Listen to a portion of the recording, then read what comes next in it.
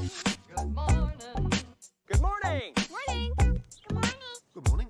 You mean to wish me a good morning, or do you mean that it is a good morning whether I want it or not? Please go away. Let me speak for the love of God.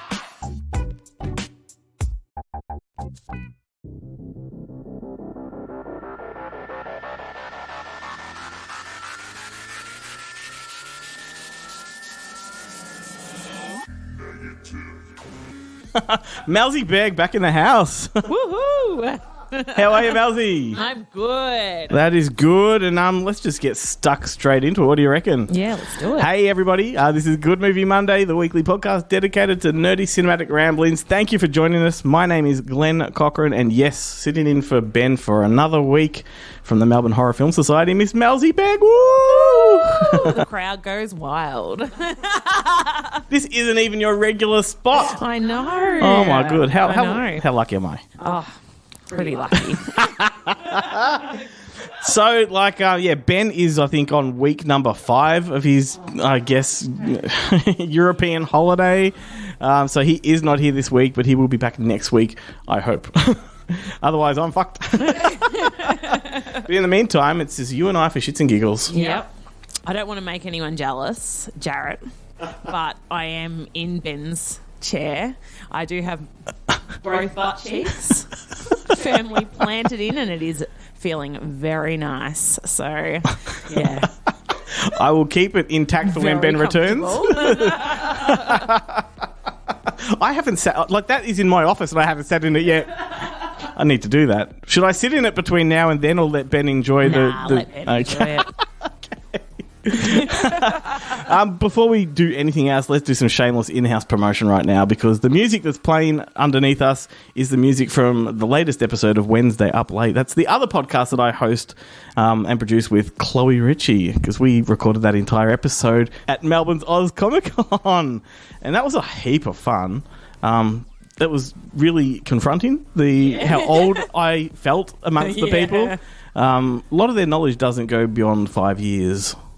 Well, you can't have everything. You can't have youth and knowledge and good looks. So, well, I guess that's true, but it was good to walk amongst the freaking geeks again. I hope we can do it again at another con of some sort. There's another one coming up soon, so that would be good. Start representing.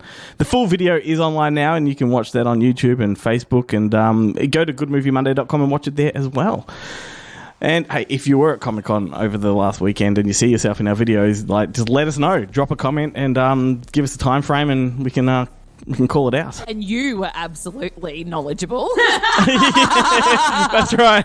If you listen to this, then you're bloody, you're stepping in the right direction. That's right. Back to the show at hand here. We have a really, really awesome episode lined up this week. Our special guest is Mayim Bialik, who people will probably recognise from The Big Bang Theory. She played Amy Fowler. And if you're of my age, then probably Blossom? Or go back further and you got Beaches. Yeah. What about Pumpkinhead? That was her first movie. And I can't watch that.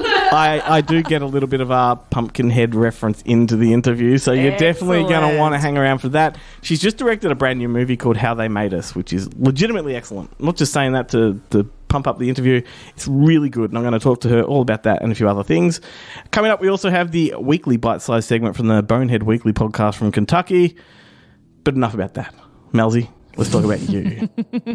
Well, what do you want to know? Well, I mean, at one point in the week, I was really super worried about you because your precious pooch went missing. Oh, God. It's been a time. Am I going to trigger you right now? It's been a time. On a scale of 1 to 10, how much of an emotional wreck were you? 35. Oh, wow. Oh, I didn't sleep all night, even though I found out that he was at the Lost Dogs home by 10 p.m. that night. Yep. And I still didn't sleep all that night. I tried to sleep between 2 and 4 a.m.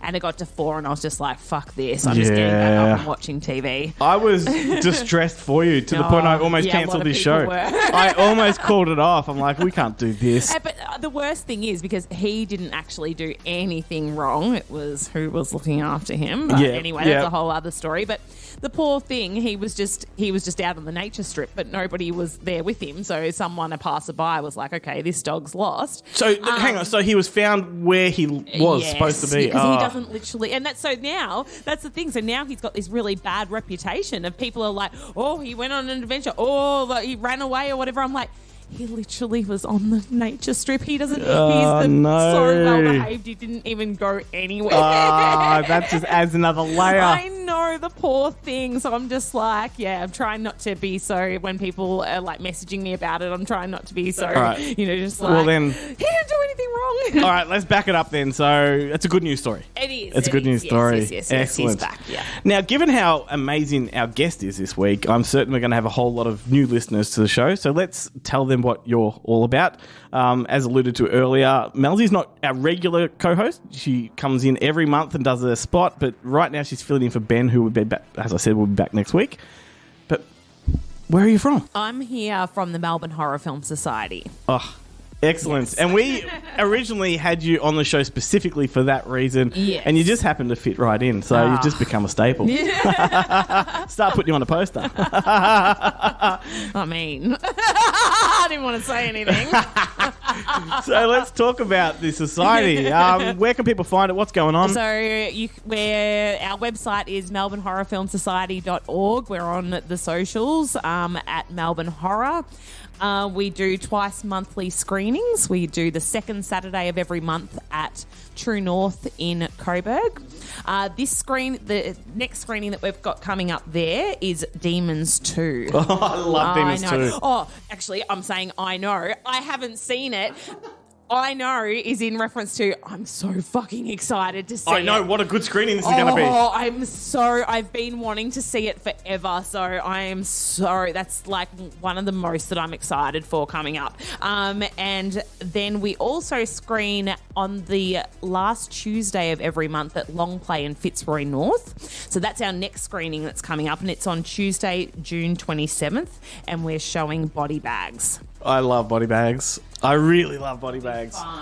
But I love Demons too. Have you seen the first one? Oh, yes. Yeah, excellent. yeah, I was going to say, because even though they're not really connected, it puts you in the mood. Like, if you've seen the first one, it helps. I love the first one. Yeah. It's one of my favourites. Awesome. So, I can't wait to I know that I'm going to love it. Can't wait to get your reaction to that. Excellent. Yeah. Fantastic. So that is what's going on. That website again?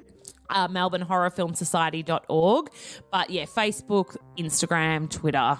Yes. Get on it, people. I'm posting stuff on there all the time. All right, let's do that thing where I talk about Newsly for a minute. Go to newsly.me, download the super app into your phone, and listen to all of the podcasts from around the world. But you can also listen to all of the news from around the world from over 80 different countries. Newsly puts it all into your phone and reads the news articles back to you in a natural human voice, which is very handy for when you're on the go. You could be running, you could be driving, you might be lazy. Newsly has you covered. And if you want a free month of premium service and get a whole lot more, use our exclusive code, Monday without the O, MNDAY. Once again, go to newsly.me and you can support us by supporting them. Well, every single week, without fail, well, most weeks anyway, there is a new release or two to come out onto physical media, and the one man you can rely on the most to tell you all about it is this guy, the man of the minute, the man of this minute at least, Jared Khan. How are you, mate? Hopefully a man of maybe 15 minutes. Can you go that we long? might need it. There's actually quite a few releases coming out this week, and for once, there's genuinely exciting content, and that's not just because it's the inevitable, long-awaited release of Houseboat Horror on Blu-ray, but I'm going to save that one. I'm not going to dive right into that one straight away. Now, the first one I wanted to mention is John Wick Chapter 4. It's coming out on 4K Blu-ray and DVD, so on all the formats. This release is crazy, Glenn. Like, it is loaded with special features. The Blu-ray and 4K have like 12 featurettes on this thing, and they're not like, your 2 or 3 minute sort of puff pieces. They're actually pretty, chunky, anywhere between 7 minutes, 20 minutes each. And then it's rounded out by 2 trailers. I mean, it's the kind of film that I don't know if you need a commentary for. And given that there's 12 featurettes, I think every facet of the production is covered within them. And at least you get some sort of like visuals at the same time instead of listening to the same monotone voices over and over. And Keanu rarely participates in audio commentaries anyway. So, and he's the one you'd want to hear from, surely. Well, it's all relative. Like the amount of content in the special features has to sort of counteract or counterbalance the length of the fucking movie. Yeah, I haven't seen it yet. I've seen the previous 3 installments, but I heard this one was shockingly long. It's like 3 hours. 3 hours is insane. You know, I was looking at going to the movies on the weekend. We were going to take my father-in-law to see a film. Yeah. You know, we put him to work for the day, and then the treat was at the end of the day we'd take him to the movies. We hadn't told him that because we weren't sure if we'd get everything done in time. We thought, well, the fail-safe is we'll take him to dinner. I looked at the duration of the 3 films we were contemplating seeing. Fast and Furious X, that was like 130 minutes. Spider-Man Into the Spider-Verse, or is that what it's called? Or Across the Spider-Verse? Across the Spider-Verse. Not to be confused with the next one, Beyond Spider-Verse or something of that nature, if you've been watching the Comic-Con video. I didn't even realise they'd given it a name, but that was about the only question I didn't get. I tried to lead him into the answer. I know. And then the other one was Guardians, and again, that was like just on, you know, I think that was actually 2.5 hours. That was the longest of the 3. And I was like, well, he's definitely not going to get to see a movie. We'll take him to the pub for dinner. Isn't it really weird? Like, movies are getting long, I think is ridiculous. I don't think any of them need to be that long. But also, like, once upon a time, I thought that the cinema chains cared about the amount of screens they had and the amount of films they can fit into a day. They did. Well, once upon a time they did, but now I think it's the caliber of film. It doesn't matter how long it goes. It's just, if that's going to fill a cinema, then, you know, fair enough. Plus, I think post-COVID, they're a bit funny, the cinemas these days. Not all the majors, and I mean majors, I'm talking like Village and event cinemas. Not all of them are doing, you know, late-night sessions every night of the week. During the week, some of the cinemas are only going to, like, you know, a 7 o'clock session. Yeah. And they're not doing the 9 or 10s anymore. I think, you know, despite the crowd slowly coming back to cinemas and having those tentpole titles to draw them, I think they've kind of got, you know, oh, maybe we don't need to put the 9 o'clock session on where we only had, like, you know, a handful of people come along because we're paying wages and this. Yeah, exactly. It's my favourite time to go to the movies because generally you were guaranteed you weren't going to get a bunch of kids in the session. Yep. And things of that nature. But yeah, it's a damn shame. My local, thankfully, still does late night sessions, but sadly it only has, I think it has 6 cinemas, so we're pretty limited in terms of the amount of films that can be played when you've got Fast and Furious X in 2 cinemas. Right, taking up 3 hours. And when I said they were the 3 options, it's because those were the 3 films screened in all 6 cinemas. But anyway, yes, so I haven't seen this one. Look, I'm glad I did wait because, you know, my tolerance for a long film in the cinema is very short these days, and I'll more than happily watch it at home because guess what? I can do it as a 2-parter. I can treat it like The Irishman and, you know, make it a mini-series. So, yeah, I'm more than happy to do that. But the other release I'm really excited about that isn't Houseboat Horror because that's still coming is this one, and I've actually got a copy to show you right here if I don't get any glare on it. Yes, and it's Rob Zombie's Halloween 1 and 2 double pack. This is the global first that they've been able to release all the cuts. So you've got the theatrical and director's cut of both Halloween 1 and 2, which is great because I prefer the theatrical cut of the original Halloween Rob Zombies, and that never got a local release on Blu-ray. It only the director's cut did, and I prefer this one because it doesn't have that, you know, awful rape scene in it. But the second one, I'm curious to check out the director's cut because I've only ever seen the theatrical, and God, it was a dog. So I'm hoping the director's cut is actually going to be a bit better, but knowing Rob Zombie, it's probably not. No, you know what? It's like, I mean, you know, I don't like those movies. Like, I really, really have a strong distaste for them. But of the 2, I prefer part 2. So go figure. Well, maybe because it's just so out there. Yeah. At least he tried to do something different. That's right. Whether he accomplished it or not, Yeah. Well, personally, I don't think he did, at least not with the theatrical cut.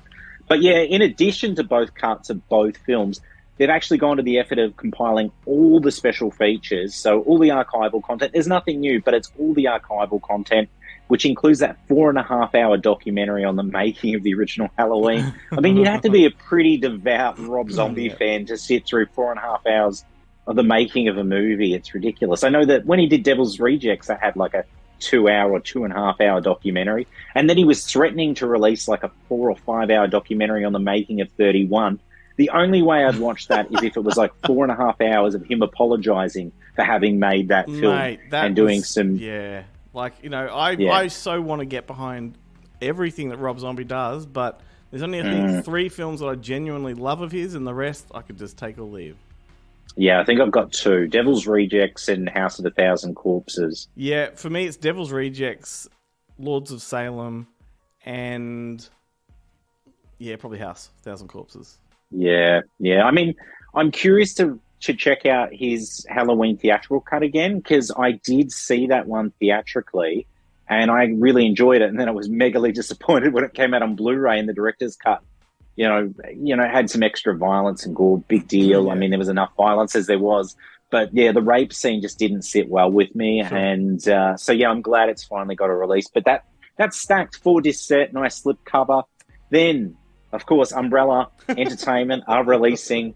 No, I'm not going to talk about Houseboat Horror just yet. They're also releasing A Tale of Two Sisters, which is a Korean film from, I think, 2003 from memory. Yep. And it's the same director who did I Saw the Devil and A Bittersweet Life, which Umbrella's just done really lovely editions of those. And now they've done the edition of this. And again, it comes with a beautiful slipcover that's limited. So if you're interested, get in and grab it straight away, because the slipcovers aren't going to be around forever. A Tale of Two Sisters was good. I have the DVD of that, and I think it got remade, an American remake. Was it The Uninvited It did. or something like that? The Uninvited, yeah. It Yeah. was a bit of a dog of a film, to Yeah. be honest, The Uninvited. I remember I got it confused at the time. I think there was a film that came out, something along the lines of The Unborn, but not The Unborn, that was directed by, what was his name? Rodman Flender, or the guy that did Idle Hands, and that was what he cut his teeth doing. Not that, but yeah, there was something else around that time. And Skeleton Key, it was just, and The Reaping. I feel like there was just a whole bunch of studio shit films. But I mean, God, you know, I can't complain. I'll probably go back and revisit it and have a bit of a nostalgia feel for it and go, look, it wasn't that bad. I was just a bit harsh on it when it came out. Yeah. But the last one I want to mention is the most important release of the week, obviously. The long-awaited release of Houseboat Horror on Blu-ray. Of the week, the most anticipated of the year, mate.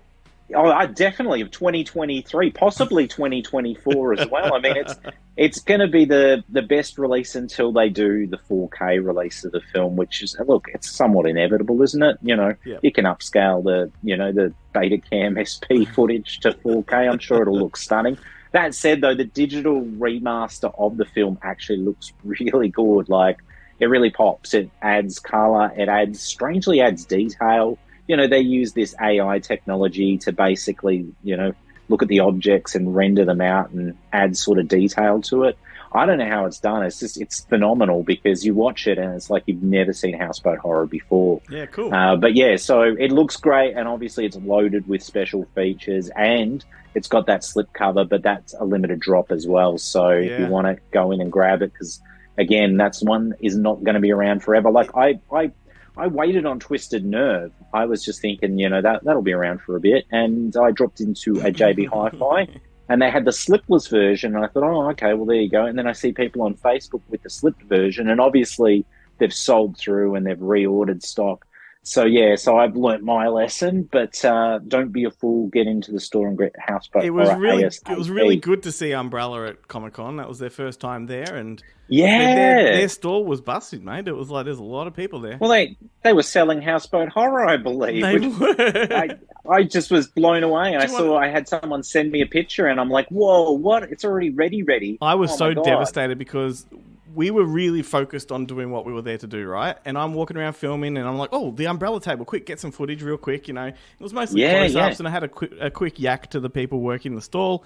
And then, right, now we've got to get the next stuff. So we walked off, and as we left the con at the end of the day, I'm like, I didn't buy anything from the Umbrella stand. Like, I should have picked up heaps, because I went loaded with cash ready to buy, not knowing they'd be there. And I'm like, I could have picked up Houseboat Horror. I could have picked up, you know, whatever else they had.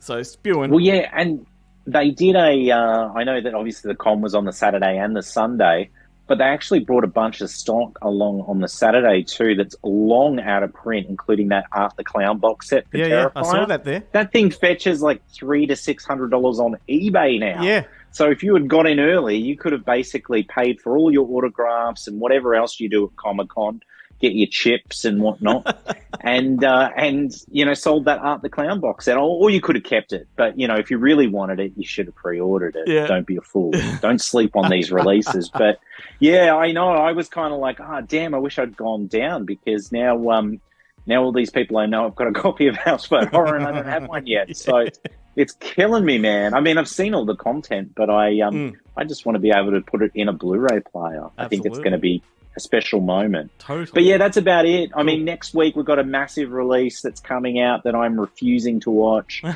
I mean, that was a release that was announced, 3 weeks ago? I don't know. It was when I was away. They move fast, We'll man. have to they wait move until very next week. fast. Well, when are they going to release Barbarian? Come on. Yeah, I know. Come on, yeah. Far out. It's ridiculous. I mean, the movie made money at the box office, and yet they're still shilling all of this crappy Disney Pixar stuff that nobody wants to watch for free on Disney Plus. Mm-hmm. And now they're holding out on the Barbarian. So I don't know. Hopefully they do a deal with somebody and a boutique label gets hold of it. But knowing Disney, actually, on that topic of Disney, I've got a funny one for you. This is another release that I wasn't even going to mention that's coming out this week. But this is Disney preying upon the deceased. Did you see that they're rushing a reprint of What's Love Got to Do with It? Yep. And they're tossing it into stores? Like, come on, mate. The dirty mouse. You know what? Yeah. I mean, the place I worked at in the past, that was against policy. If someone dies, you don't try to cash in on it. That was just an absolute no-go. And back in the days when I owned a video store, when somebody died, I made all of their catalogue free for hire. So, that's really sweet. Yeah. Man. So, yeah, it's a bit tasteless to be doing that. But Speaking of tasteless, now we're going back about, maybe almost 20 years. Actually, we are probably going back about 20 years. Whenever Anna Nicole Smith passed, and I was working at a mass merchant, specialist retailer that sold DVDs and Blu-rays, actually pre-Blu-ray era. And Anna Nicole Smith passed, and I quickly rushed an order with Stomp Visual to get as many copies of the series as I could because it was going cheap. They wanted to get rid of it. And as soon as I was like, they're going to mark it up, I ordered 50 copies of it. And the store I was in was very prominent with an audience that might appreciate Anna Nicole Smith. And, I did a dump bin for these DVDs, right?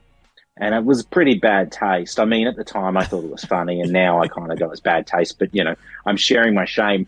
I made the dump bin, and I made the header card a tombstone that had the year that I wrote her name, the year she was born, the year she passed, and then below her bust measurement. And I had it up in store for 3 days before head office called. And head office actually said, "Look, it's clever. Yeah. It's clever and it's funny. Take it down. But you probably need to take it down, That's probably... I have a funny feeling it's the same place I was talking about, and that's probably what changed the policy. There you go. I like to think myself as a trendsetter. I love that. Anyway, Glenn, that's it. That's all I've got for you this week. All right, mate. Well, I'll see you next week then. It is for that major tentpole title I can't wait to talk about, and I can't wait not to see.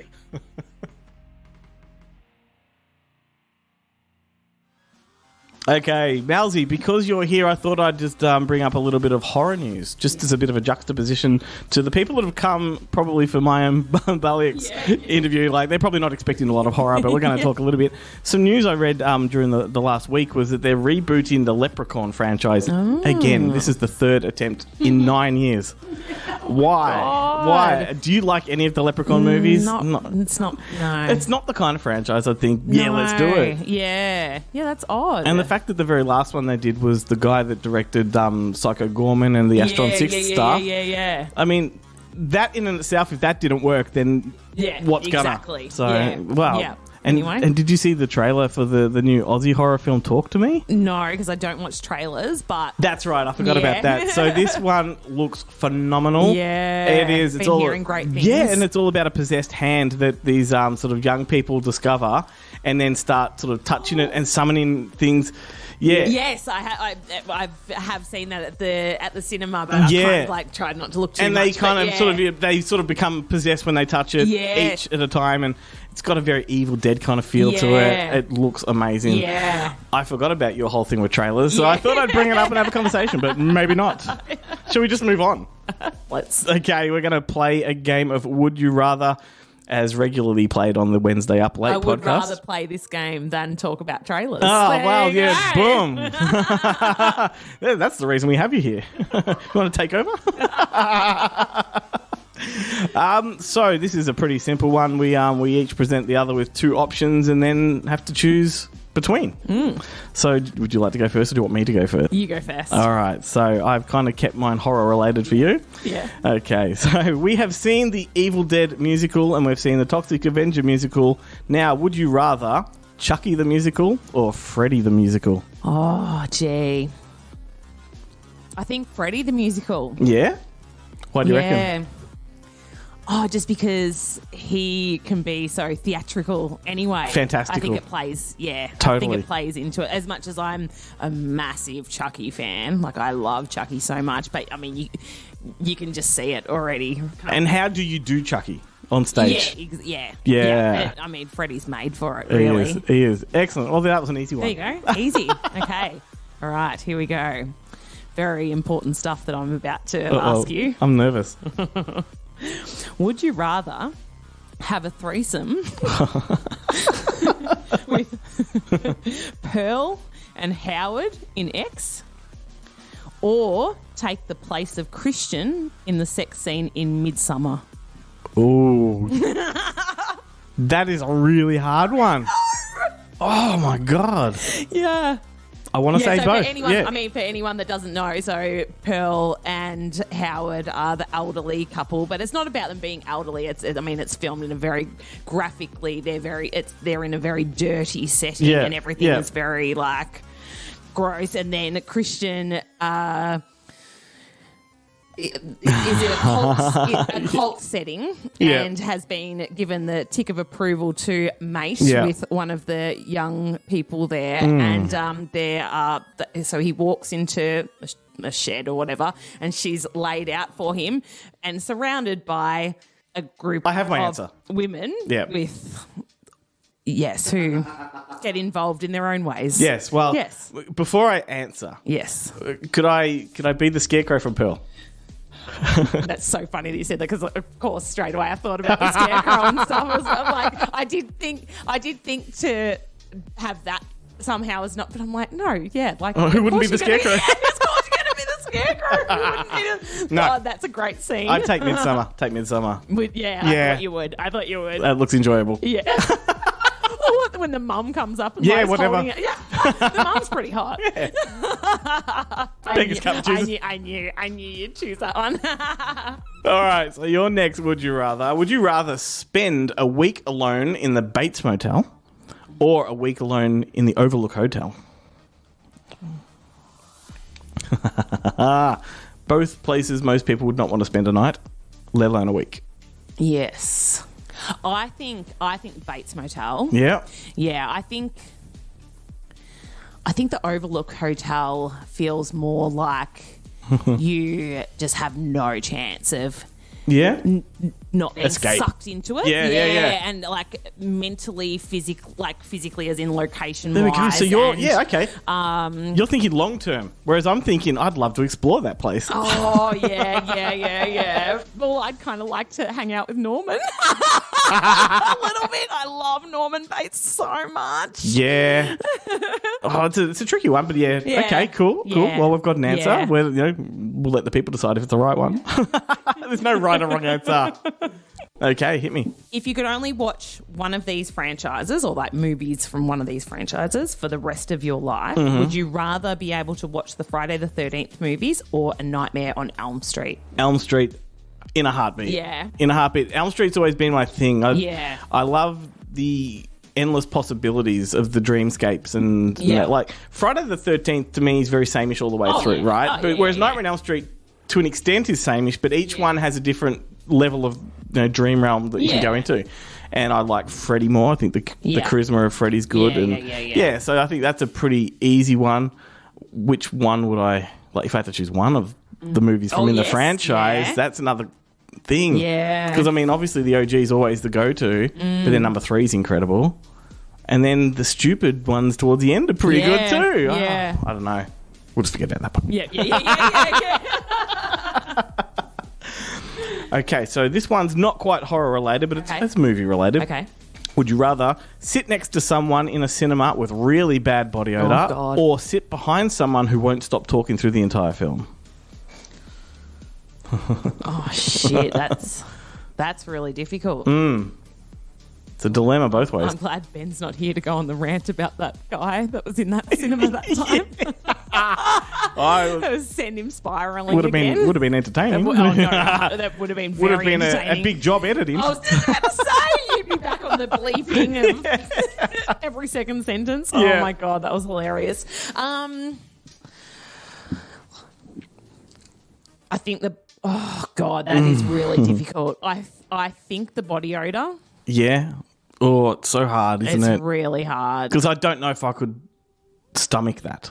That's my thing, is I get gag reflex when I'm around really bad smell. Oh, I can try to ignore voices, but... Yeah, it's kind of like how bad it is. And it's like, and if I want to like not breathe through my nose, I don't want to taste it either. Oh, God. Many years ago, probably a decade ago now, when I was just going to screenings at the Melbourne Horror Film Society, there was a guy that that sat next to me eating a kebab. Oh, no. That was back when it was at Bath 303 in Northcote. And he was not the most appealing. And he sat right next to me and just like... I mean, firstly, maybe the BO thing you can mask it by buying popcorn and holding it near your face, right? But also, I discovered long ago that there's no food other than popcorn that actually smells good in a cinema. You could have like pizza, tacos, whatever, but the second it's in that environment, it kind of just reeks. If there's only one person with it, grosses me out. Yeah.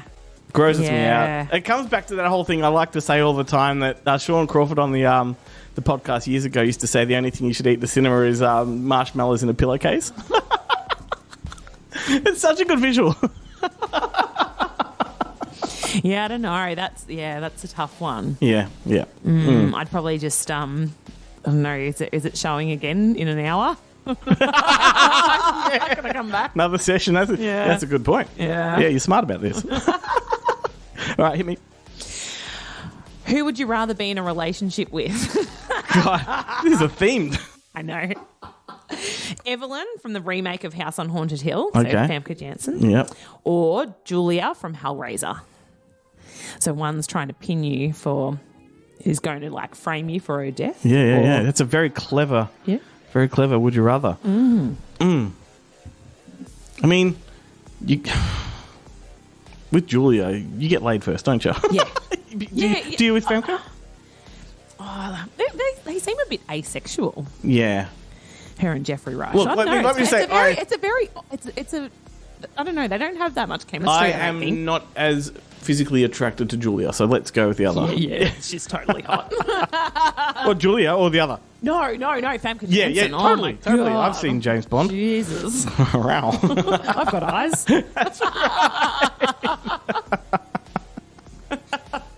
It's like a water diviner. Just point that stick forward and keep going. All right. My turn? Yes. Last one. So, would you rather a night of partying with the Magic Mike dancers or a night of dancing with the women from Showgirls? Oh, women. That's the easiest one. It's a no-brainer. Oh, God, yeah. That's like, I was almost vomiting for the first sentence. I'm not into that. Okay. Way more into women dancing. I kind of knew that, didn't I? I should have. Just putting it on the podcast. Putting it on record. Yeah. Okay. I did once date a guy from the gym that I was working at, and he thought that it would be a turn on to do a peck wobble. Oh, no. I kicked him out. Oh, I was going to zip my shirt up. I was going to do one right now. I was like, Emphasis on the wobble. I was just like, yes. Yeah, dude. Yeah, that's a tip. Don't do that to me. Noted. What about a butt flex? It just doesn't do it for me. Would you rather marry into Alex from Ready or Not's family or Rose's family in Get Out? Great questions. Ready or Not, I reckon. Well, you got It's a lot more fun. Yeah. And it depends. I mean, you're not necessarily going to be the victim, or pick a bad game. Yeah, just pick a better card. That's right. You're fine. Yes. Do I have to wear a dress? Oh, that's a bloody beautiful dress. It is. I wouldn't wreck it. Yeah, no. Oh, there There's we go. 17 versions of it, so. Yeah, that's true. So that's dun dun dun. That's that game played. Yoo-hoo! Kind of sped through that. Nice tight episode. Yes.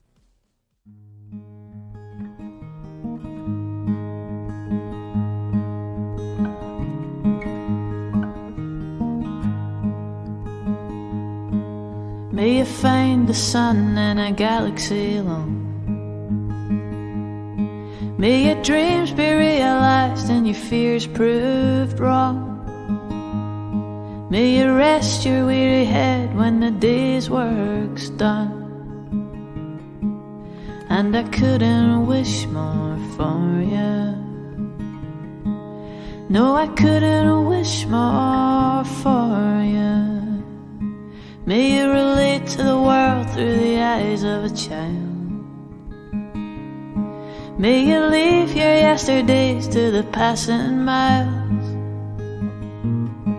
And may you find your horizon when the sea turns wild. And I couldn't wish more for you. No, I couldn't wish more for you.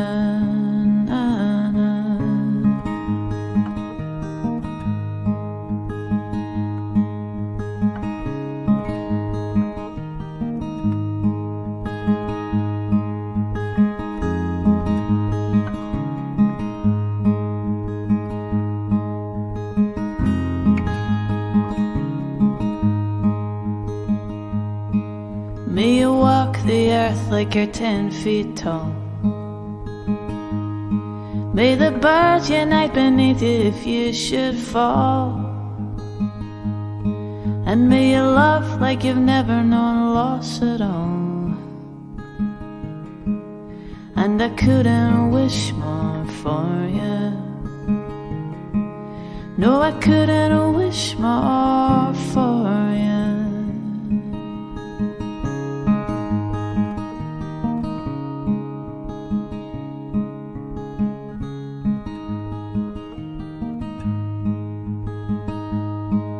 May the mountains marvel at the size of your heart. May your soul only settle for the highest star. Yeah, I hope you find peace wherever you are. And I couldn't wish more for you. No, I couldn't wish more for you. I couldn't wish more for you. No, I couldn't wish more for you. Nah, nah.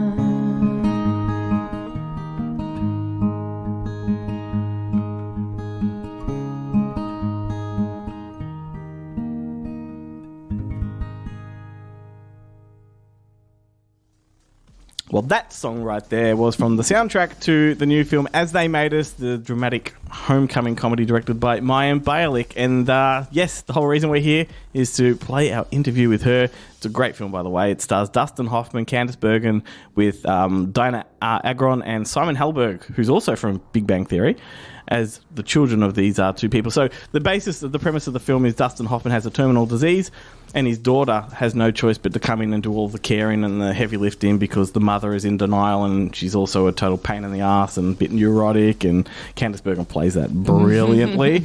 And then the brother, the Simon Helberg character, is estranged from the family family and reluctant to come back and has a lot of past demons he doesn't want to confront. And it's really, really good. It's in the style of movies like The Big Chill and Garden State. If you mash them together, it's kind of like that. Very effective, very funny, and completely heartbreaking too. So above all else, a brilliant directorial debut. This is one that Mayim has directed herself. Actually, I didn't even tell you what the song was. I just came in talking. The song was called Couldn't With More Than You. It's a really weird title for a song, but it is by Rosanna Reed, and if you like that, look it up. It's on our Spotify playlist. Go to Good Movie Monday, the music on Spotify. You'll be able to hear it. We're also going to be closing the show with another song from it as well. But anyway, let's listen to my chat with Mayim, and then we'll be back shortly. Hi, Mayim. How are you? I am well. How are you? Yes, I'm really good. Very excited to be chatting with you. This film really hit me hard in the feels. It feels like a personal film. It feels like a really personal film. Where did the story come from, and sort of why did you feel compelled to tell it? It is a personal film. It's not an autobiographical film, but it is a film based on my family and a lot of families like mine, where I had a complicated family. I grew up with alcoholism present. That has ripple effects, as it does in many families. And it's kind of like all the things that we don't talk about. And so I wrote this screenplay. My father of blessed memory died about 8 years ago. But a year after he died, I started kind of getting a different kind of memory that would come to me about different aspects of my childhood. And I started writing. So I didn't really plan to show it to anyone. I wrote it really for myself. And about a year after that, I showed it to a couple people close to me and eventually my agency, and we made this movie. So, the movie is about a family with two siblings who each react very differently to parents who are very loving and also very complicated.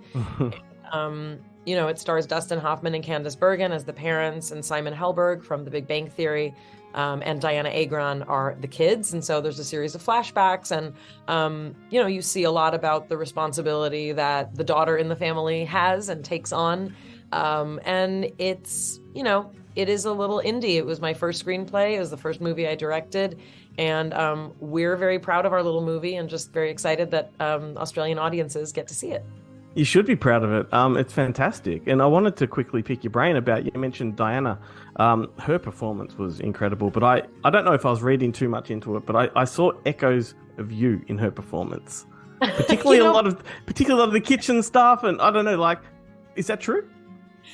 I can't speak to her entire process, but people have said this, that she definitely seemed to have aspects of me and Mayim-isms in her performance. Honestly, I couldn't see it just because I was in such a different perspective of directing her and, wanting this character to move along the way it did. But I'm glad that you saw that, because I just found her performance very, very real and very authentic. And, she's this really, really gorgeous and really, really intelligent, talented woman. And I think a lot of people look at her and maybe don't think about the depth, on a first glance, because she's really, really, she's got this amazing presence, but she cared very deeply about this part and gave it a lot of heart. So I'm happy if some of that was me. Yeah, I mean, in the film, she carries the family, but she kind of carries the film as well as an actress. It's a fantastic performance. But as a director, in your first feature, you're there on set and you've got Dustin Hoffman, you've got Candice Bergen, and they're following your directions. How do you process that? It was really, it was very surreal. It really felt, it felt scary and exciting. And, they trusted me very much. They trusted the script that I wrote. And that meant a tremendous amount. And look, I was directing Simon Helberg, who was my friend and, who I looked up to for the 9 years that I was on The Big Bang Theory. I just wanted to be like Simon and do everything like Simon does. So that was actually even stranger. But there was a definite, intimidation factor with Dustin and, all of his awards and Academy Awards. And I didn't know, I had met him for lunch, but I didn't know what he'd be like on set. And it was incredible. He and Candice were really playful together, and they actually grew up together in real life. Their families were friends. So they have a camaraderie But it was really incredible. And also, it's no small thing for actors of that caliber to do an independent film, in the heat of New Jersey, when we're, constantly like worrying if our generators are going to get shut down because of rainstorms. We were not a fancy production. We were an independent film, So it was very, very special, start to finish. And yes, full of a lot of terror. How did their casting come about though? Like, did you have them in mind right from the get-go, or was it something that just fell into place later? I wrote these characters, and then kind of everyone throws at you people who they think would kind of fit the bill. So never in a million years, like I would have said I'd like a Dustin Hoffman type, but like never in a million years did I think that Dustin Hoffman was going to actually do it.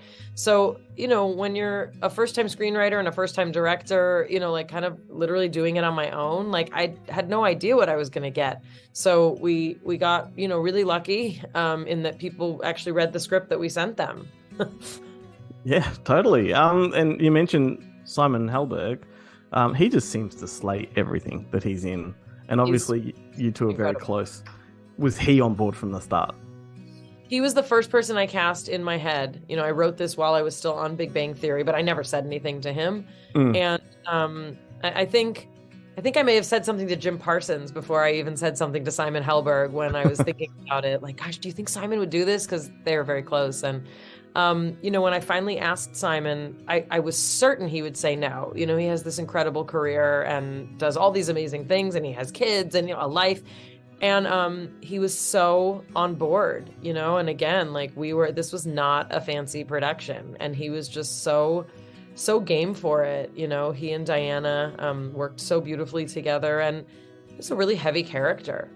He was playing a character that had a lot of complexity, and he chose to play it in a really specific, way, but it took a lot of, concentration on his part to produce that kind of character.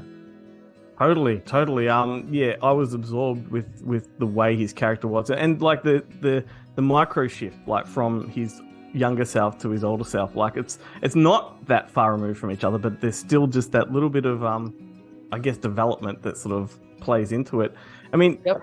Of course, Big Bang Theory with him, but when I saw him in Annette, I think it was, and his big scene with the orchestra, he just blew me away. And ever since then, if I see him attached to something, I've got to watch it. Like, really love it. Yeah, he's one of those. He is one of those actors who really kind of inhabits. He inhabits a role in a very unique way, And so, like, I couldn't imagine Simon not doing this film, and also, assumed that he wouldn't. So had to think of, what will I do if Simon won't do it? So very relieved that he did.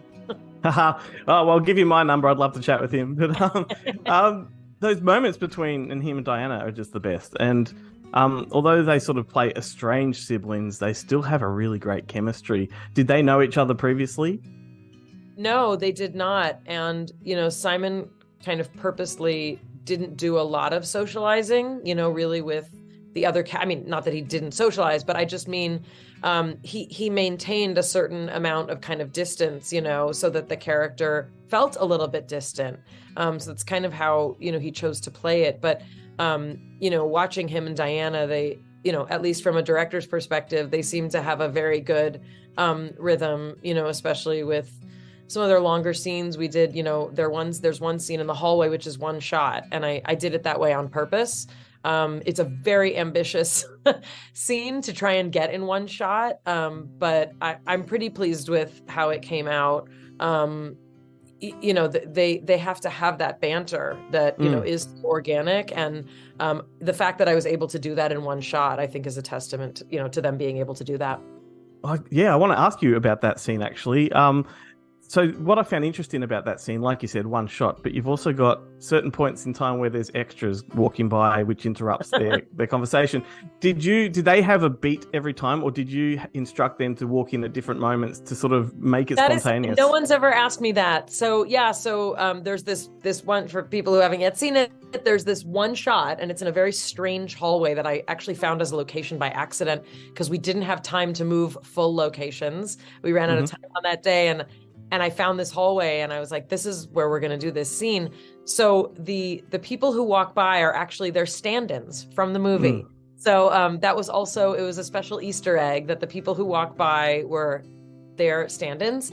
They came by roughly at the same place every take, and we purposely planned it that way. I couldn't do too much variability because it was such a delicate scene, so I didn't want to mess with our actors too much. But you know, human variability and how long it takes for someone to start walking when they get their cue, or actors take different pauses. So it definitely had an organic feel, but it was intentional. Yeah, right. Because I mean, those moments really seemed like they were really sort of annoyed that they were being interrupted. Yeah, they're good actors. Yeah. If I can circle back quickly to Candace, like her character, I don't know if I want to hug her or strangle her, and how much of that was on the page, and how much of it was her pushing limits?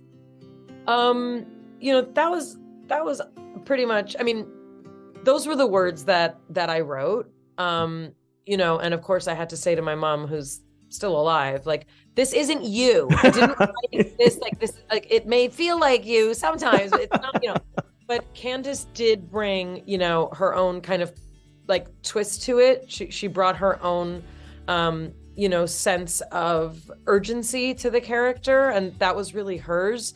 And when I would talk to her, I think at one point I was kind of explaining something in a scene, and she's like, I got this. I know this lady. I'm on it, And it was like, that was probably, day 1 or 2. And then from then on, she really did kind of have it. There's a scene where she finds out that the brother's going to come visit, but she can't see him. And that scene to me is just, it's heartbreaking, and you have such mixed feelings for her. And I think that's really what I was trying to create. Like, it's okay to have those complicated feelings about our parents, or about anyone for that matter. But she breaks my heart every time with that scene. Yeah, I mean, she's wearing an armor the whole time of that film. Like, her whole personality is defensiveness, Yep. But her throwing hot gummy bears is also one of my favorite moments. So. Oh, amazing. Was there any room for ad-lib in this? Like, did Candace and Dustin ad-lib any of their moments? Yeah, actually, Candace, who is the only cast member who's not Jewish, and the family is, kind of distinctively Jewish. Candace was raised with a lot of Yiddish. As she said, she grew up in, Beverly Hills, and she heard a lot of Yiddish growing up. She actually ad-libbed a couple Yiddish words, which is funny, and I left them in. It was, people pretty much stuck to the words, and I think Dustin in particular felt that the way that I wrote it was there for a reason, and he really loved how his character was written. So, yeah, that was pretty much it. Yeah, I kind of hadn't thought about that in a minute, but yeah, that really was the script. Awesome. That's good, because so much of it just feels very natural. One thing a common thing that I've been speaking to filmmakers about is the pandemic. It sort of has affected everyone over the last 2 years that I speak to talks about stories that delays and whatnot. How did it affect you in this film? Well, I mean, it almost didn't get made. It got delayed, and then we finally were able to make it. But we made it before there was a vaccine, which I don't want to be controversial, but most people, got the vaccine when it was available, including me. So, it was a very interesting time to make a movie when it was kind of wild, wild west, We, at that point, couldn't require that people lock down, and we were filming out in New Jersey, and a lot of our crew didn't live in New Jersey. So it was very interesting. We were able to test people, but even that, like, we're an independent film. We didn't have, copious tests, to test people as much as I think everybody would have wanted. So it was, an interesting challenge. It also obviously makes publicity different. It makes release different. It makes flying different. We actually had an actor who was supposed to be in the film in one of the smaller roles, and he literally got stuck in another country and could not get out because of COVID quarantine rules and blah, blah, blah. So, so we had some last minute changes. We had someone on a red eye filming the next morning. Wow. I mean, geez, like, I'd turn grey overnight if it was me. I lost a few years of my life that night. Listen, look, I'm about to wrap things up. I just wanted to thank you for your time. As you can see behind me, I'm a bit of a horror fan, so I'm very much geeking out about the fact I'm talking to the little girl from Pumpkinhead. So that's right. Yeah. My very first job was Pumpkinhead. I was 11 years old. And it just occurred to me the other day that over the course of maybe 3 months, I've spoken to 2 actors from Pumpkinhead. Not about Pumpkinhead whatsoever, but There you go. Brian Bremer, I was talking to That's amazing. So I'm sort of like a kid in Candyland speaking to you. That is wonderful. Well, I appreciate that very much. Well, I bet you didn't expect Pumpkinhead to come in. No. Thanks so much for your time. Thank you. Cheers. Welcome to Bonehead Weekly Fun Size, and this is another one where Chad picked the topic, and I'm excited because we're going to talk about our favorite directors and their worst movies, and I'm going to go first. So I love Guillermo del Toro. I was thinking of this one. I'm wondering if you're... Go ahead. I find something I love in all of his movies, but not all of his movies are fantastic. In fact, there's 2 or 3 that I can crap on. But the one that I'm going to switch, and I'm going to switch it to 2022's Pinocchio. I was going to say Pacific Rim, but at the end of the day, even though I hate the plot because it's Top Gun plot, that's the plot of Pacific Rim, it's still giant robots fighting kaiju monsters, you know? Yeah. But Pinocchio, as much as it's beautiful, as well made as it is, the meticulous art form, the story, he once again goes back to that damn well of Spain during the time right before World War II. I just am a little tired of it. I mean, you could never really do a better story during that time. I mean, he already was there for The Devil's Advocate. We were already there for Pan's Labyrinth. This is the time with Pinocchio. I just was wanting the movie to finish. Yeah. I just wanted the movie to be over. I know the amount of work that went into it. I just wanted the movie to be over. Yeah, I was kind of the same way in that it just did not entertain me. I got bored, and I've never gotten bored on a Guillermo del Toro film ever. Yeah, it just wanted it to be over. Chad. Again, one of the things we all share in common is a love Syphilis of John Carpenter. and syphilis. And syphilis. We love syphilis because of just we don't like noses and we want them gone. God bless you, syphilis. Keep going. John Carpenter. What's his John Carpenter? John Carpenter film. And you could pick on Ghost of Mars, but Ghost of Mars is at least entertaining. It's so batshit crazy. I encourage people to go back and rewatch the opening and the ending. The one movie of John Carpenter's that I can never defend, Memoirs of an Invisible Man. Neither will he. He did it for the money. He did it for the money. It is god awful. And it was one of those Chevy Chase being Chevy Chase and not giving a damn about being in a movie. It's just awful. There's not much of a plot, and what story there is, it's boring as hell. It's not funny. I haven't seen it in years. I haven't either, and there's a reason for it. Even the special effects for the time, even in the early 90s, it was terrible. And Sam Neill is wasted as a good villain in this movie. So Memoirs it did kindle their friendship, and that's the reason why he's in The Mouth of Madness. Yeah. He always says Sam Neill's one of the best actors he ever worked with. Yeah. And Sam Neill, again, he carries the movie the best he can. And Sam Neill's, again, he's one of my favorite actors too. I was actually talking with Glenn about this, about Sam Neill being one of my favorites, but Memoirs of an Invisible Man is just a horrible misstep in everybody's career, except Daryl Hannah. James. I'm going to talk about somebody we don't talk a lot about on the show. It is a director I admire, even though I don't like everything they've done, but I think there's a major misstep in their career.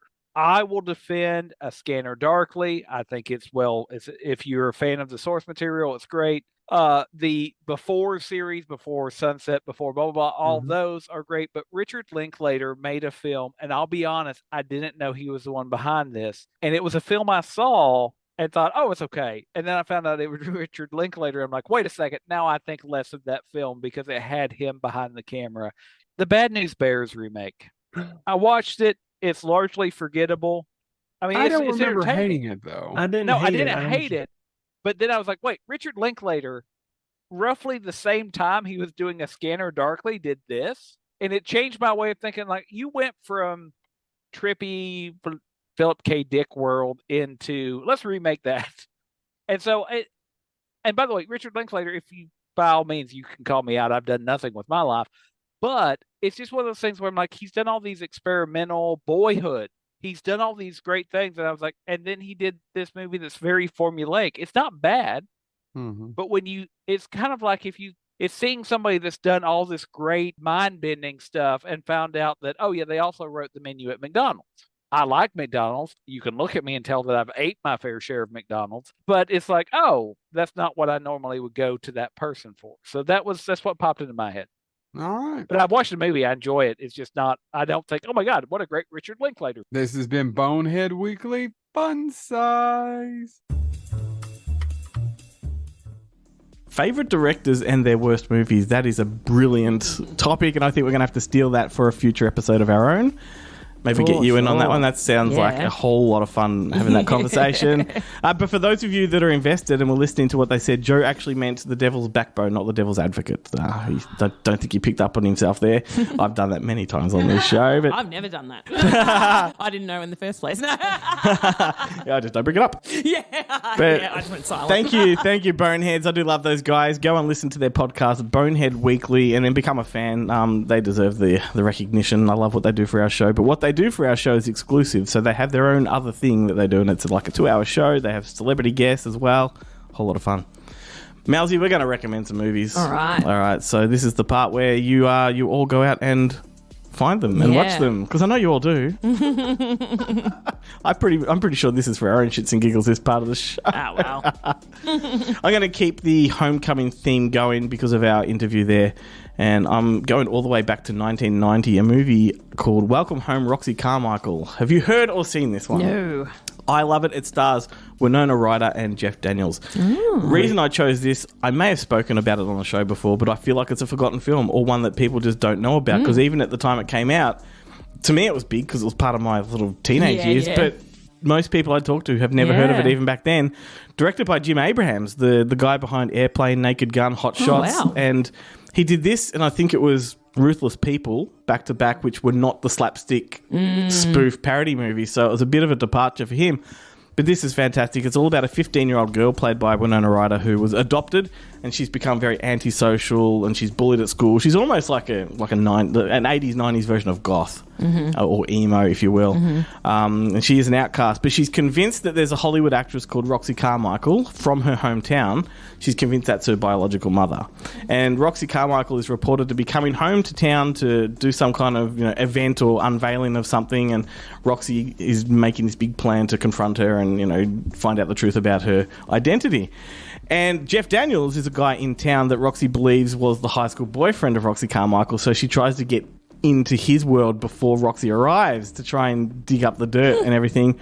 And yeah, she's convinced that this is going to happen. So the whole film is this build up to the moment Roxy comes home. Wow. Very, very wonderful, unassuming kind of movie. And one of those movies that's very small town. You know, those movies that I love small town movies. Yeah. They've got community and they feel nice to watch. And the fact that she's an outcast in this place makes the dynamics really, really interesting because nobody really cares for her. She just lives on the fringe of the town. She paints a boat. No one's interested in her. But as I said, a huge movie from my youth. I had the VHS, and yeah, I'm just disappointed that it's not as famous as it is. The poster's fantastic, and I reckon you should all go out and watch it and become a fan yourselves. It's on YouTube. It's easy to find, and yeah, give it a shot. Welcome Home, Roxy Carmichael. Nice. That sounds great. Yeah, I love it. Your turn. My turn. Well, I have dropped this movie already on today's episode. Yes, excellent. I'm excited. But so I'm going to be recommending Midsommar. Of course you are. Not just, I gave such a great recommendation by talking about its sex scene earlier, but it's not just about that. So released in 2019, directed by Ari Aster. I watched it. So my dog went missing on the Sunday. I got him back on the Tuesday. And so we'd had this massively traumatic couple of days, like hugely traumatic. And so when I got him back on the Tuesday, I took him home and I had the day off. And it was just the two of us at home, and he was exhausted and I was exhausted because I hadn't, slept since he was gone. And we got on the couch and we put on the director's cut. Yep. It was a first time watch for me. Okay, so but first of all, Ari Aster is not how you treat trauma.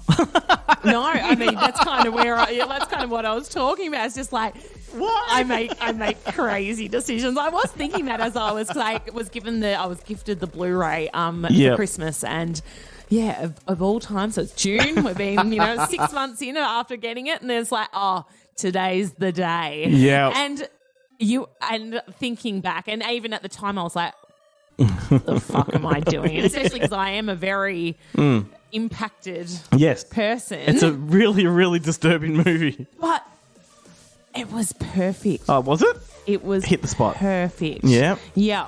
It met your mood, probably. Yeah. I don't know. But I think it wasn't. I don't know what I thought it was going to be. I think I had no clue. So Yeah, sure. but I was like, okay, this is 170 minutes, yeah. and I never have time, and I have time, so Yeah, I'm why not? gonna fucking like take this moment. Yep. And so I just put it on, and I loved it. Yeah. I absolutely thought it was incredible. Like, I was kind of blown away by it. And I'm not, and so this was his film after Hereditary. Yep. And I saw Hereditary at the cinemas, and I loved the first.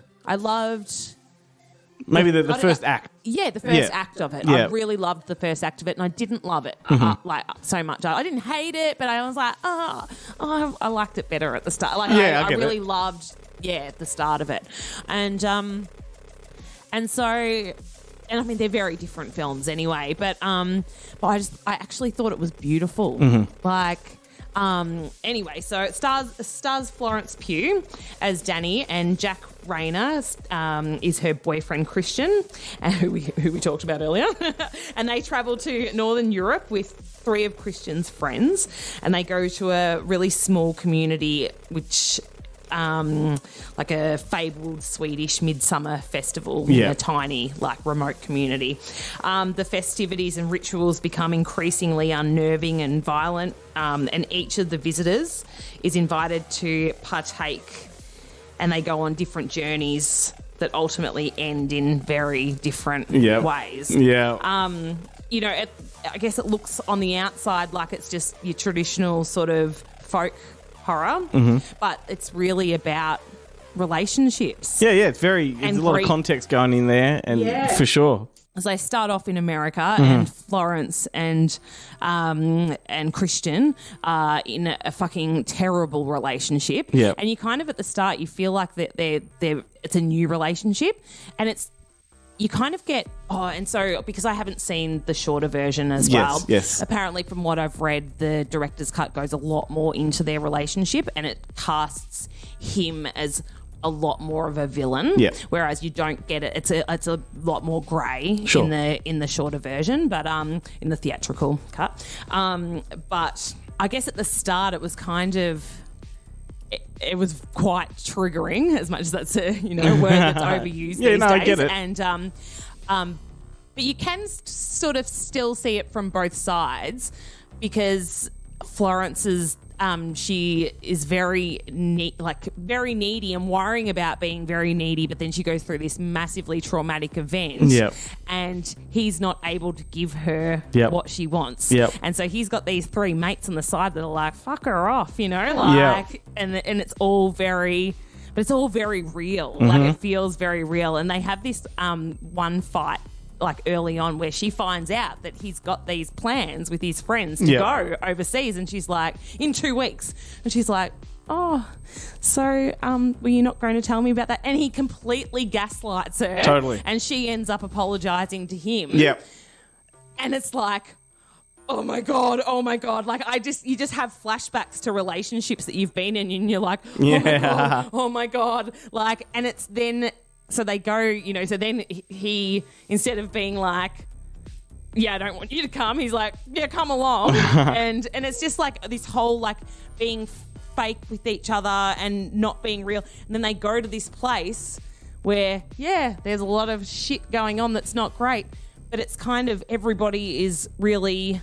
There's a community going on there. It's a community. Yeah, absolutely. And she's the perfect person that needs these things. Yeah. And she finally feels seen, and and these people are empathetic. They, all the things that she's been missing, and a family and a community, and it was, it's a hard one because there's so many sides to it. There is. And some films are so disturbing for me that I feel it in the pit of my stomach, and this is one of them, and particularly the cliff moment, right? Oh, yeah. That was almost unbearable for me. Yeah. And I love that because, this sounds really macabre to a lot of people listening that are not into horror or anything, but I quite often say that, and this contradicts your way of watching movies, but I love seeing children get hurt in movies. I just do, because I love the audacity of a filmmaker to take you there, right? Yeah. Because when I say that in conversation, people dismiss me immediately and don't let me elaborate. And it's it's not playing to the safe. Yeah, it's not that I enjoy what I'm seeing. I enjoy that I'm being made uncomfortable. Because everything is so sanitized now. Yeah, totally. So Hereditary comes along and it puts these things on screen that I can't comprehend. Yeah. But it like you said, it makes sense in their world, right? Yeah. This is just their norm. Yeah. And I'm like, how is that a norm? Like, how far down a rabbit hole do you have to go for this to be a norm? Yeah. Anyway, that's a great recommendation. I've think only seen the extended director's cut as well. And I did look it up, and I think so. I'm like, I wonder how available each one is. But apparently, the director's cut is on Binge. So okay, cool. So it is available on streaming. And I think in physical media form, I think the theatrical cut's the DVD and the director's cut's the Blu-ray. I think that's how it works. Yes. And I can't imagine because I loved the director's cut so much. I can't imagine. Yeah, I just recommend definitely watch the director's cut. I just thought it was incredible. I'm keen to see the theatrical because I sometimes prefer them, but And the other thing I've got to say about Ari Aster, very, very unpopular opinion, but I do think he's a very overrated filmmaker. Yeah. I think Midsommar is a masterpiece, and I'm glad he's got it. I'm with you. I don't think Hereditary was anything to write home about. I appreciate, once again, it's an uncomfortable kind of film. I like where he goes with it, but it's not cohesive. Like, it kind of falls apart. And then his new one, Beau is Afraid, I think that's the consequence of giving a new filmmaker too much autonomy and saying, do whatever you want. And without that restraint, he made like a nearly 3-hour film. It's not even horror, it's a comedy, but it's absurd and it doesn't make a lot of sense, and it plods along, and it's got a great first act that's probably the best filmmaking he's ever done. Only to just lose control of his creation. Speaking of like things being absurd, but also like humor in it as well. That's what I was probably going to. That probably one of the things that I noticed most about Midsommar. Looking back on it, I definitely didn't expect it to have the humor that it had. Like, I was laughing out loud to a lot of it. Yeah. One of Christian's friends. I think his character name is Mark, but he's played by Will Poulter. Yeah, and I'd heard of this guy because mainly because he was in the last Guardians of the Galaxy movie. But I knew that he was a popular actor, and then people are like, oh, I can't believe they kind of underused him in Guardians of the Galaxy. But this is now the first thing that I'm seeing of seeing him in from pre that. Yeah. Oh, he's incredible, and he's a fucking terrible character in this. But shit, he's like, it's in all the wrong ways, most of the wrong ways, but he's comic relief in it. But also, and it's not even always. Obviously, it's meant to be funny because they definitely are doing it on purpose. Like, Ari Aster is definitely putting it in there to be. But some of the things are just so over the top. Yeah. And it's so insane. Yeah. But not like kind of in your face insane, but it's just like the absurdity of the situation. Sure. You do laugh at it. Yeah, totally. It's just like, that's actually fucking hell. Oh my God. That's become Will Poulter's stock in trade. Like, he is that asshole that's hilarious. Yeah. He was in The Maze Runner. Yeah. I knew him way back when he did Son of Rambo. Like that. Oh, yes. That was such a gorgeous movie, and he was a bit that way as a kid. Yeah, right. And then you discover, if you haven't been following his career, he did sketch comedy as like a 12, 13, 14-year-old, but adult sketch comedy. So dropping F-bombs as a child, right? And they are some of the most outrageous comedy sketches performed by a child. Yeah, right. And so if you know him from the UK, you know him for that stuff, and it's like, wow. Yeah. So I'm glad he's kind of been rising up the ranks of Hollywood for a long time, but he's now A-list almost. You know, he's getting there. Literally everybody in this film is like now, just fucking like kicks it. Isn't the boyfriend? The boyfriend of one of the characters was from like Sing Street. He was the hippie brother with the guitar, and love that guy. I don't know his name. So Midsommar, I definitely recommend. 2 recommendations that couldn't be further apart from each other. That's all about the diversity of this show, isn't it? And that is the end of the show. Wow. Let's hear it from Alzi. There's that crowd again. Woo! who stepped back in to co-host for Ben, who is road tripping through the UK and will, fingers crossed, be back next week. Before we go, make sure you do the obligatories, like, follow, subscribe to our show. Become a loyal listener if you aren't already. Engage with us, drop us comments. Mel's got something else to Melbourne say. Horror Film Society on Tuesday, June 27th Also, to see Body Bags. I was about to throw the last word to you. I always realise that I never do that towards the end. I only say it at the start and I never bring it up again. Good point. Do you want to say it again? Body Bags, Tuesday, June 27th at Long Play in Fitzroy. And if you've never seen Body Bags, what a treat. If anything, just for that first segment alone, it's just such good horror. It'll be so much fun. And for John Carpenter. Yeah. Josh, he's amazing in that film. Yeah. Born to be the Undertaker. Totally. I'm going to leave you with the song once again from As They Made Us. It's called You Don't Need a Daddy Anymore. It's a bit of a sad one. Oh, no. Bring the mood down. That's a good song. It's a really good song. Thanks for listening, everybody. We'll see you next week.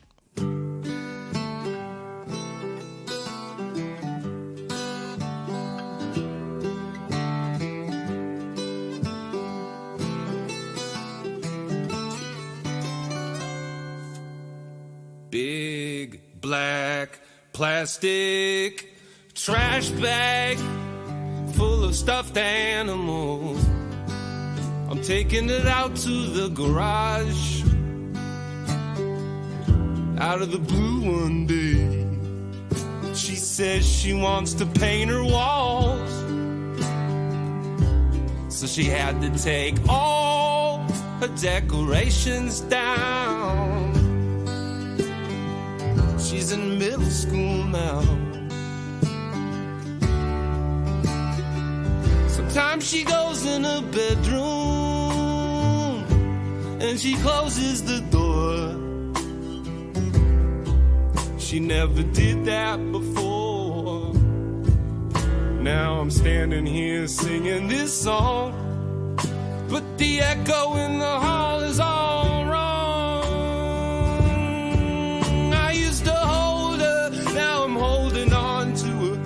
Trying to keep the road under a wanderer. The wanderer, sometimes she does. You gotta let them explore.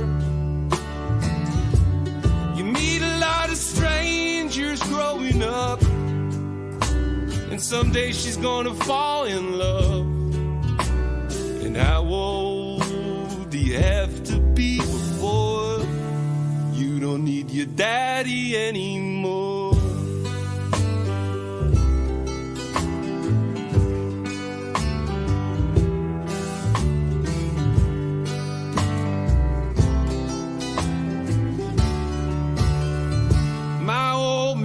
Is still here.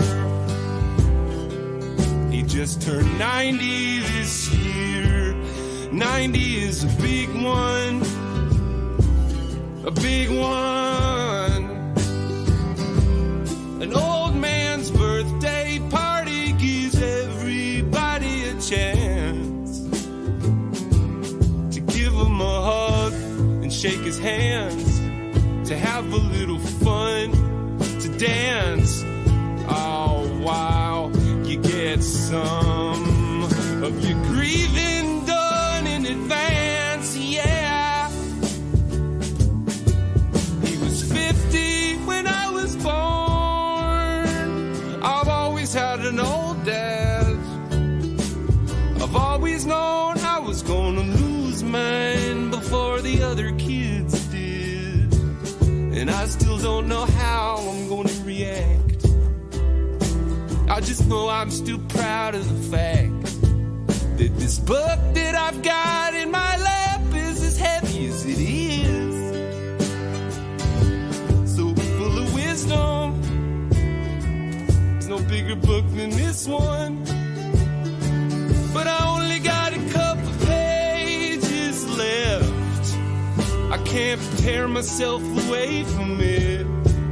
I've been looking at these words since the day that I was born. So tell me, how the hell am I supposed to put it on a shelf?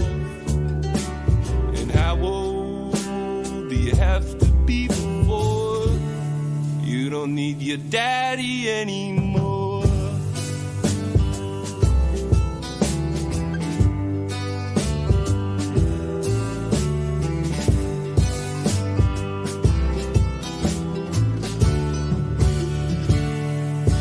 First they take your youth,